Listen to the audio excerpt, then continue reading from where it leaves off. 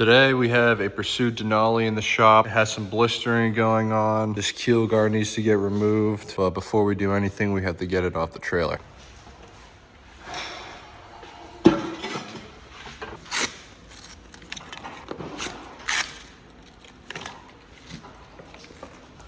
All right, so we're putting a keel stand back here because we can't get some stands between here. The plywood on the stands is probably too large to go right here, and I don't want to risk breaking the plywood. So we're gonna put a keel stand right there, and we got the hydraulic stands up here, so should come off the trailer pretty easily. We got the hydraulic stands and the keel stand under the boat, and we just unhooked the winch. We got Sam on the other side, and we're both just gonna jack this up at the same time. You can see it coming off this front bunk right here.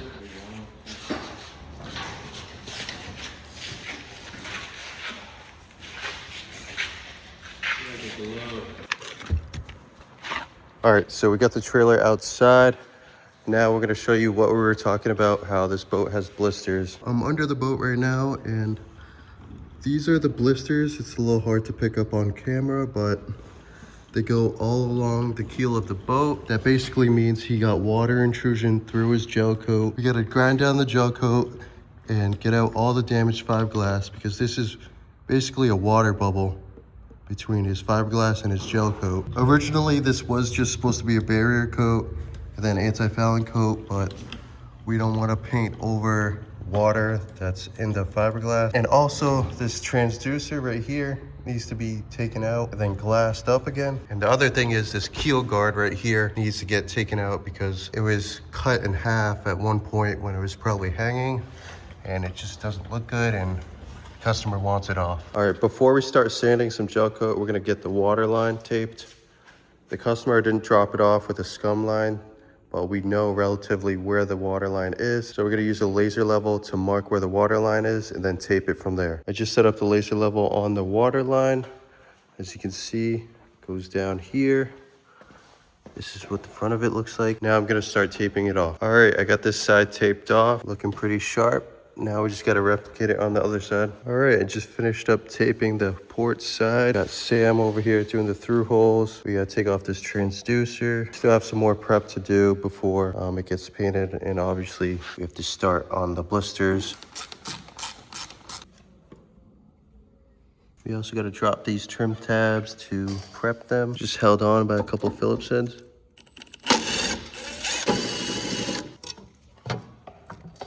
Just taping up the edges so we don't get paint on the edges when we go to bottom paint it later. That's really all it should need. We got the whole boat taped off. Now we're gonna start working on this keel guard over here.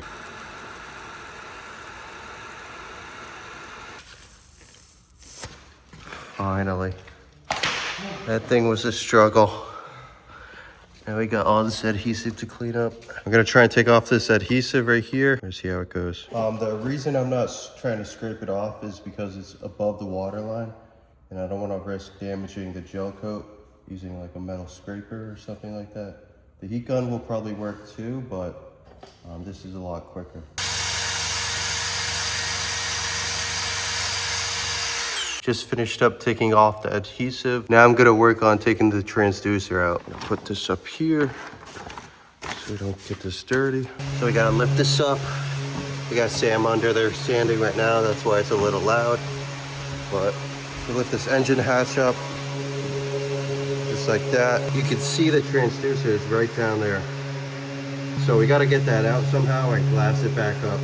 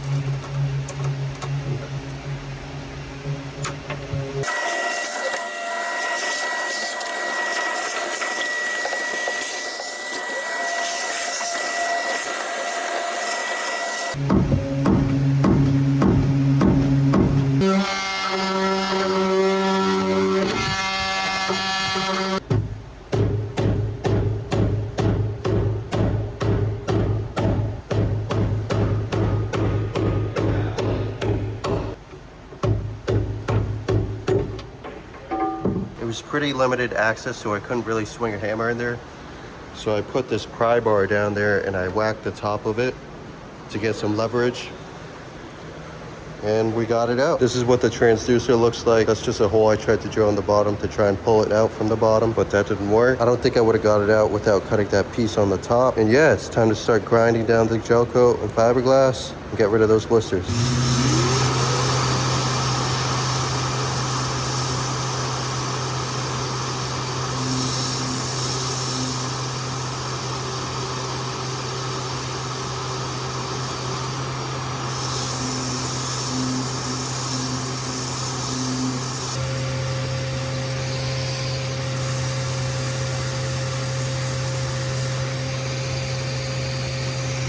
We just sanded down some of these blisters and we noticed that this fiberglass isn't as bad as we thought it was. As you can see, there's no discoloration in the fiberglass. These are some other spots. They're totally solid. We most likely can just sand the rest of this boat and hit it with the epoxy barrier coat after obviously we add some more material back here. Not really any delamination going on, so this boat should be fine. And also we got to fill back in this transducer hole.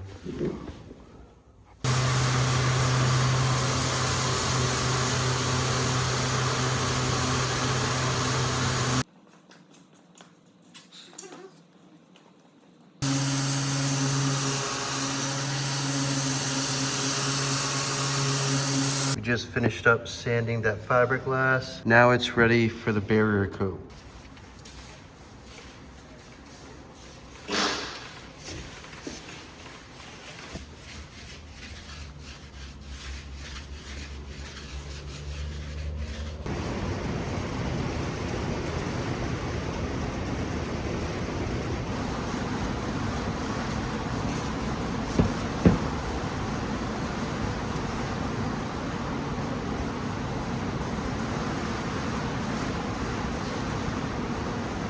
All right, we just finished up the job. The owner chose to go with white paint. We added a couple more coats of paint on that repair just for good measure. The owner definitely dodged a bullet with this one. If the owner would have let the boat sit longer like that unpainted, the blisters would have definitely been worse. And if we would have had to do fiberglass repair on all those blisters, it would have been thousands more. So it's good we caught this problem just in time, and this paint job prevents anything like that happening in the future. That's all for this boat. It's ready for the water. Stay tuned for the next one.